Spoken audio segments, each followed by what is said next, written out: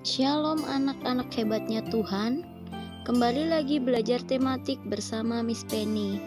Miss Penny selalu percaya bahwa anak-anak semua selalu dalam keadaan baik dan terus dalam perlindungan Tuhan. Pada video ini kita memasuki pembelajaran tema 2, yaitu menyayangi tumbuhan dan hewan, subtema 1.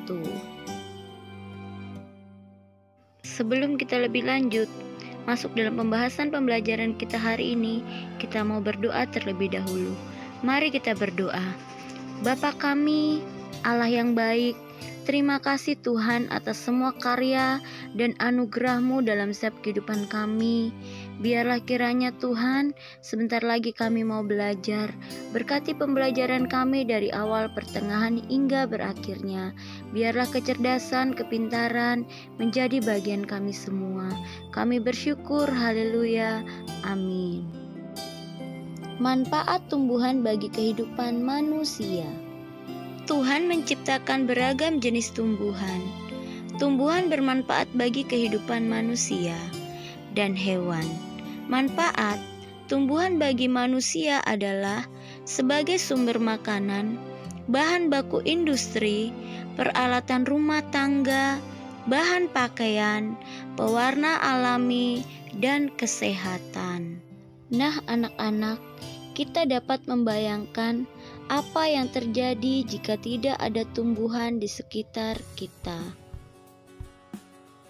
Di halaman 2 dan 3 terdapat sebuah dongeng. Mari anak-anak, kita akan membacanya dengan nyaring dan lapalan yang tepat. Judul dongengnya adalah Pohon Apel yang Tulus. Dahulu kala ada sebuah pohon apel besar. Ada seorang anak laki-laki bermain di sekitar pohon itu. Dia sangat menyayangi pohon itu. Pohon itu juga senang bermain bersamanya. Waktu berlalu, anak laki-laki itu tumbuh dewasa. Suatu hari, ia datang kembali. Pohon apel menyambutnya dengan gembira. "Ayo, bermainlah bersamaku," ajak si pohon apel. "Ah, aku tak punya waktu untuk bermain. Kami membutuhkan rumah untuk tempat tinggal. Bisakah kau membantuku?" tanya anak laki-laki tersebut kepada pohon apel. Pohon apel tersebut pun menjawab, "Kamu boleh memotong cabang-cabang pohonku ini untuk membangun rumahmu." Jadi, anak laki-laki itu memotong semua cabang pohon dan pergi dengan riang. Pohon apel itu senang melihat temannya bahagia, tapi dia tak pernah kembali sejak itu. Pohon apel kembali merasa kesepian dan sedih. Dan akhirnya, laki-laki itu kembali lagi. Laki-laki itu dan pohon apel sekarang sudah sama-sama tua. "Aku sudah tak bisa memberikan apa-apa," kata pohon apel. "Tidak apa-apa, aku hanya membutuhkan sebuah tempat untuk beristirahat," jawab laki-laki itu kepada pohon apel. Pohon apel menjawab, "Baik, sisa batang pohon tua adalah tempat terbaik untuk bersandar dan beristirahat. Duduklah di sini bersamaku dan istirahatlah," kata pohon apel.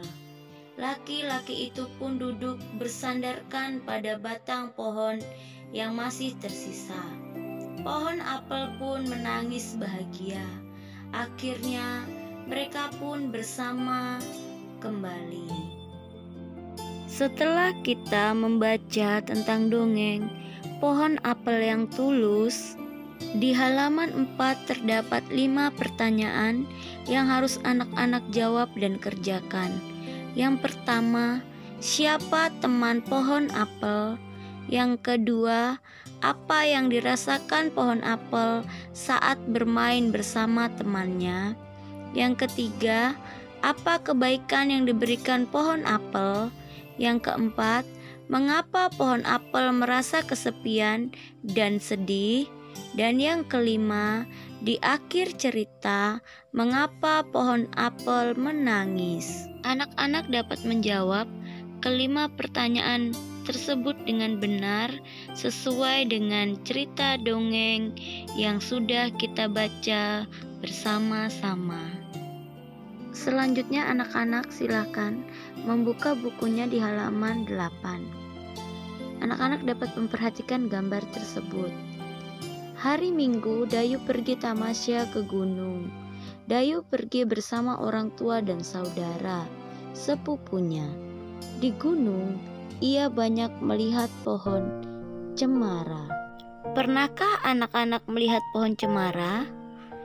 Cemara memiliki banyak manfaat bagi manusia. Salah satunya, kayu cemara dapat digunakan untuk membuat perabot rumah tangga. Selama perjalanan menuju gunung, Dayu dan sepupunya bernyanyi lagu Cemara. Mari anak-anak kita nyanyi bersama. Teksnya terdapat di halaman 9 ya.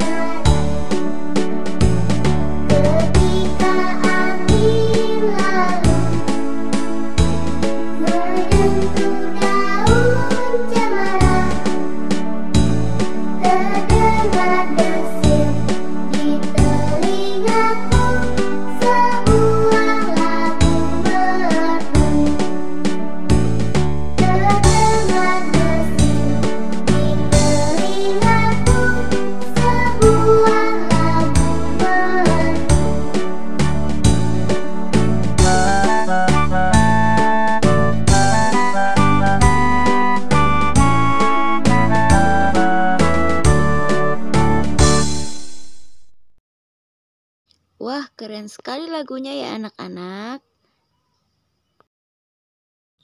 Di halaman 10, Edo, Siti, dan Benny sedang bermain di rumah Dayu. Dayu menunjukkan sebuah majalah yang di dalamnya ada cerita dongeng. Mari anak-anak kita baca bersama-sama dongeng yang ada di halaman 11. Judul dongengnya adalah Pengembara dan Sebuah Pohon. Dua orang pengembara berjalan di sepanjang jalan yang berdebu dan tandus di hari yang sangat panas. Tidak lama kemudian, mereka menemukan sebuah pohon besar. Dengan gembira, keduanya lalu berteduh dari teriknya sinar matahari di bawah naungan daun-daun pohon besar yang lebat. Saat beristirahat, mereka melihat ke atas pohon. Salah seorang pengembara berkata kepada teman seperjalanannya, "Betapa tidak bergunanya pohon besar ini. Pohon ini tidak memiliki buah, sehingga tidak berguna untuk manusia sama sekali." Tiba-tiba, pohon besar tersebut berkata, "Kamu manusia yang tidak tahu berterima kasih." Pohon itu berkata lagi, "Kamu datang dan bernaung di bawah daun-daunku. Kamu menikmati teduhnya perlindungan cabang dan daunku. Kamu masih menyebutku tidak berguna sama sekali." Anak-anak, Tuhan menciptakan makhluk hidup dengan tujuan tertentu. Setiap makhluk hidup bermanfaat untuk makhluk hidup lainnya. Tumbuhan bermanfaat untuk manusia. Hewan juga memiliki banyak manfaat untuk manusia.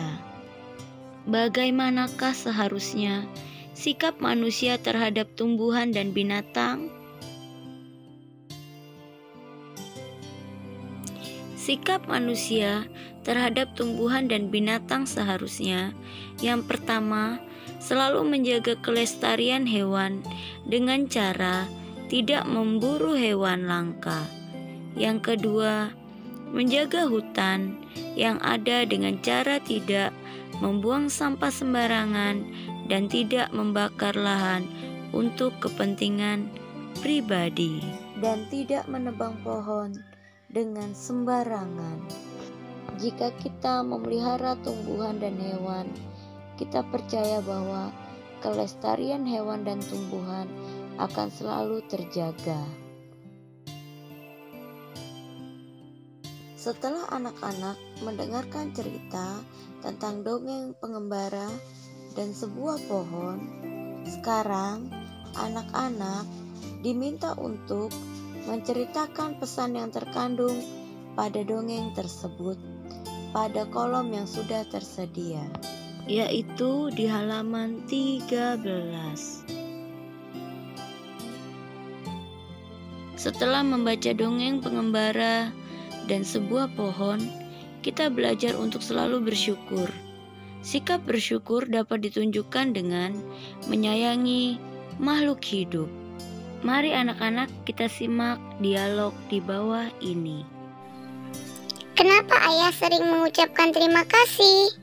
Berterima kasih itu, Nak, termasuk orang yang selalu bersyukur.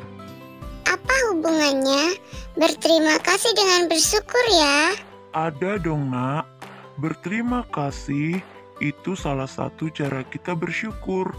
Orang yang selalu bersyukur adalah orang yang rendah hati. Kebalikannya, orang yang tidak bersyukur adalah orang yang sombong. Apakah kita juga perlu berterima kasih kepada tumbuhan dan hewan? Bagaimana caranya ya? Iya, kita juga perlu berterima kasih kepada tumbuhan dan hewan. Caranya berbeda dengan cara kita berterima kasih kepada manusia. Ibu Beni pun ikut menjelaskan dan berkata kepada Beni, jika kita berterima kasih kepada tumbuhan, maka kita merawat tumbuhan dengan baik. Tumbuhan diberi air, pupuk, dan sinar matahari yang cukup. Kita juga tidak memetik bunga dan daun-daun sembarangan ya, Nak. Bagaimana cara kita berterima kasih kepada hewan? Cara berterima kasih kepada hewan yaitu dengan menyayangi hewan, kita memberi makan atau minum hewan-hewan tersebut. Kita tidak menyiksa hewan. Orang yang pandai bersyukur akan disukai teman-teman. Tuhan juga mencintai orang yang pandai bersyukur. Setelah kita mendengarkan cerita dialog Beni, ayah dan ibu, sekarang kita akan menjawab pertanyaan yang ada di halaman 15. Miss Penny akan menjelaskan jawaban dari pertanyaan nomor 1 dan 2. Kemudian nomor 3, A dan B adalah menjadi tugas anak-anak. Untuk apa kata terima kasih diucapkan? Mengucapkan terima kasih dengan hati yang tulus akan membuat batin kita semakin peka dan berkembang. Kita akan menjadi pribadi yang selalu menanamkan moral yang baik dan melatih diri untuk berbagi dengan orang lain. Pertanyaan yang kedua, apa yang dirasakan saat kita mengucapkan terima kasih? Yang kita rasakan saat mengucapkan terima kasih adalah hati kita senang, bahagia, dan hidup kita tentram. Berikutnya di halaman 19. Di samping rumah Dayu banyak tumbuh pohon tomat. Ibu Dayu senang bercocok tanam. Dayu sering membantu ibu merawat pohon tomat. Saat merawat tanaman tomat, Dayu bernyanyi lagu yang berjudul Tomat. Pohon tomat mulai berbuah. Buah tomat muda berwarna hijau. Jika sudah masak, warnanya menjadi merah. Buah tomat banyak manfaatnya. Buah tomat mengandung vitamin C yang sangat berguna bagi tubuh. Tuhan menciptakan banyak tumbuhan. Kita harus bersyukur atas anugerah yang diberikan Tuhan. Semua dapat dimanfaatkan untuk kebutuhan manusia. Tumbuhan yang semua bagiannya dapat berguna, yaitu pohon kelapa. Tahukah kamu asal mula buah kelapa?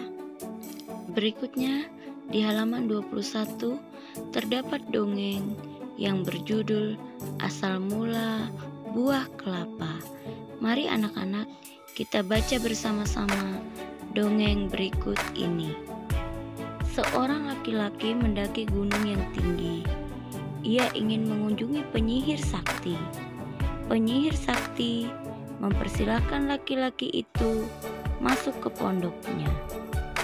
Wahai penyihir sakti, ada sesuatu yang ingin kumohon darimu, kata laki-laki itu sambil menunduk dengan hormat.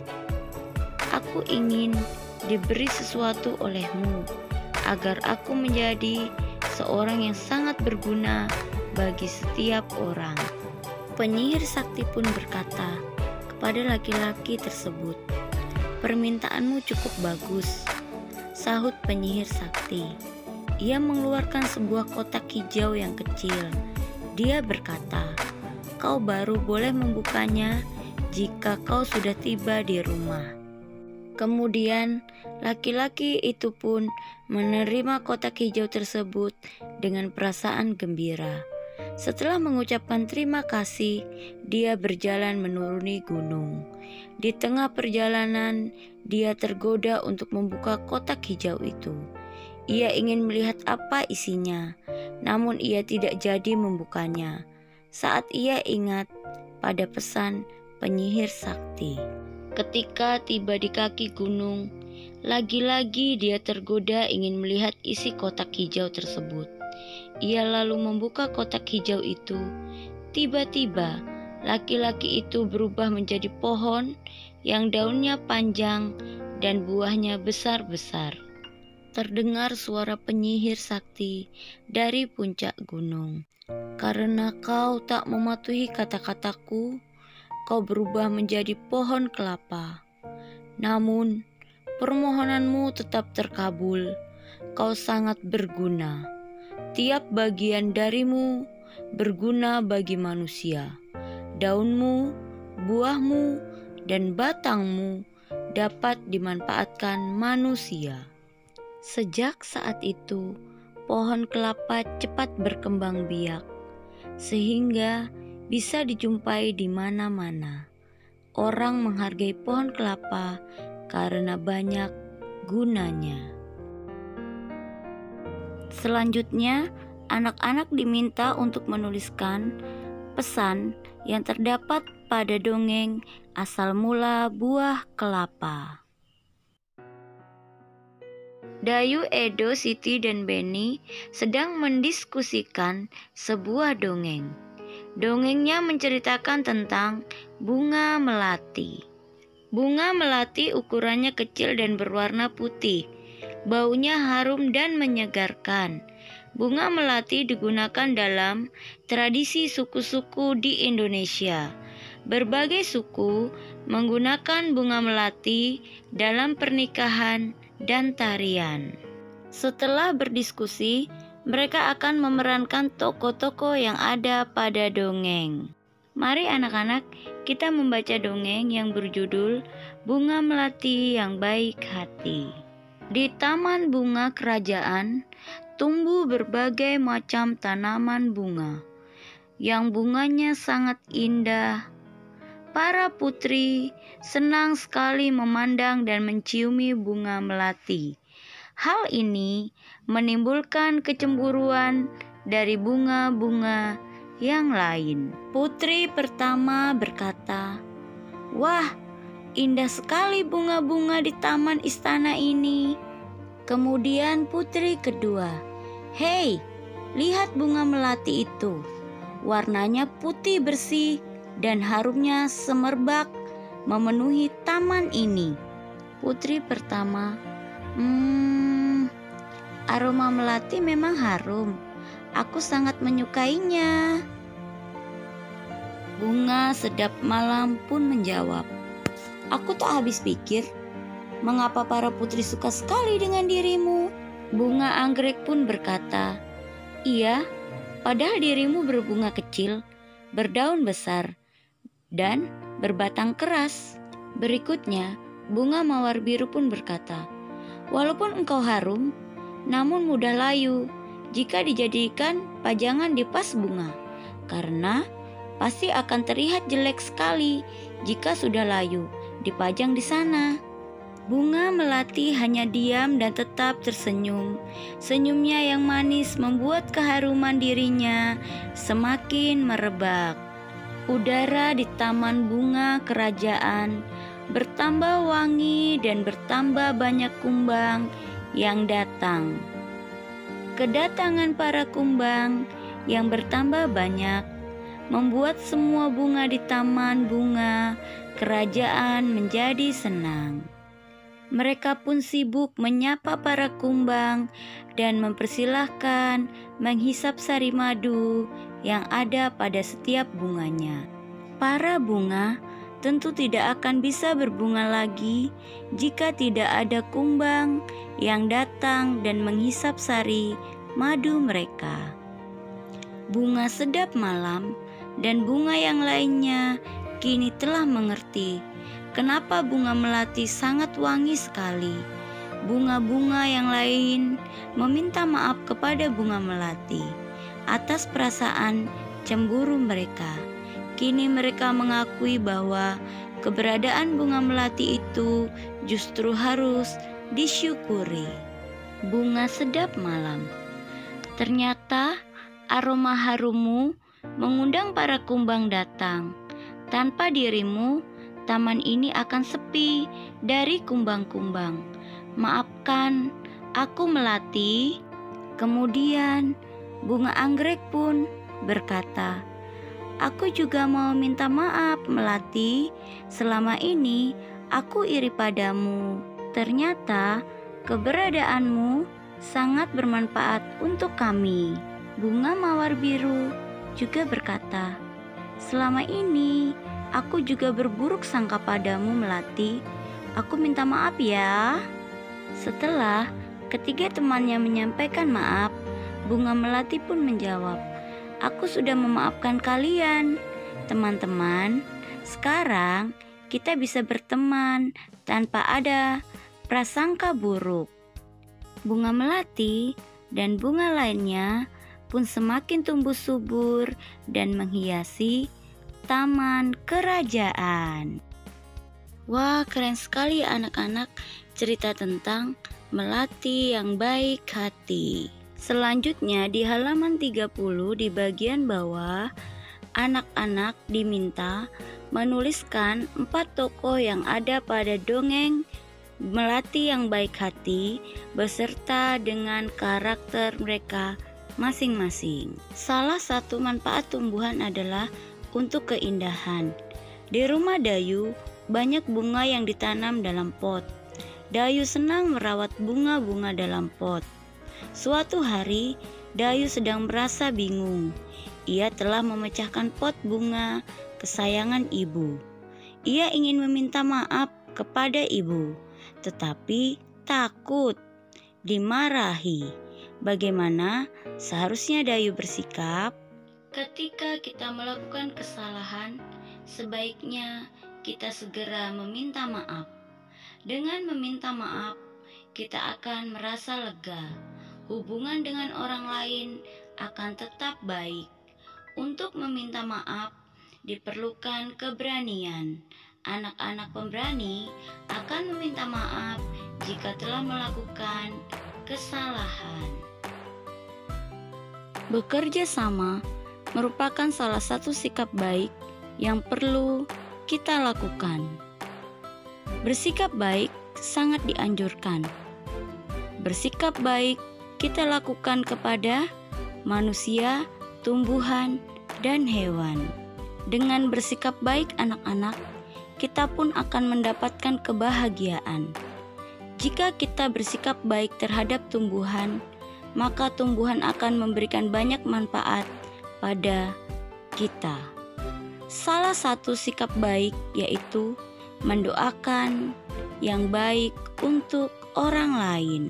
Salah satu contoh sikap baik juga adalah bersikap jujur, berkata apa adanya, dan berkata yang sesungguhnya. Mari anak-anak terus tumbuhkan sikap baik dalam setiap kehidupan kita, agar kita menjadi berkat dimanapun kita berada. Selanjutnya, anak-anak diminta untuk dapat menuliskan pesan yang terkandung dalam dongeng tentang bunga melati yang baik hati. Kemudian, anak-anak dapat menuliskan pengalaman mendoakan orang lain. Selanjutnya, kita akan mendengarkan tentang dongeng petani yang baik hati. Dayu senang dengan dongeng yang menceritakan kebaikan. Ayah Dayu pernah bercerita tentang pekerjaan petani. Petani menanam benih tanaman di sawah atau ladang. Setiap hari, petani menyiram dan merawat tanaman yang ditanamnya, hingga akhirnya tanaman-tanaman tersebut siap dipanen. Pada suatu hari, tinggallah seorang petani yang baik hati dan murah hati. Ia akan pergi ke sawah. Saat petani pergi ke sawah, dia melihat seekor burung pipit yang terluka. Ia merasa iba, lalu mendekatinya. Petani itu pun langsung membawa burung pipit pulang ke rumah untuk diobati. "Sepertinya sayapmu terluka," kata petani sambil mengobati burung pipit tersebut. "Hore, aku sembuh!" kegembiraan burung pipit. Setelah beberapa hari dirawat, burung pipit itu akan dilepaskan kembali oleh petani ke alam bebas. Akhirnya burung pipit itu pun terbang ke alam bebas kembali.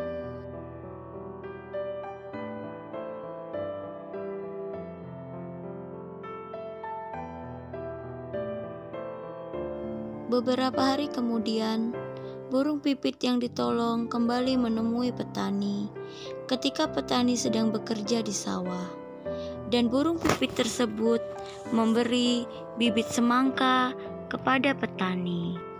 Kemudian petani itu pun berkata kepada burung pipit, "Terima kasih," teriak petani. Kemudian burung pipit itu pun pergi. Keesokan harinya, petani menanam biji-biji semangka yang diberikan oleh burung pipit tersebut di dekat rumahnya. Petani tersebut merawat tumbuhan itu dengan sangat baik.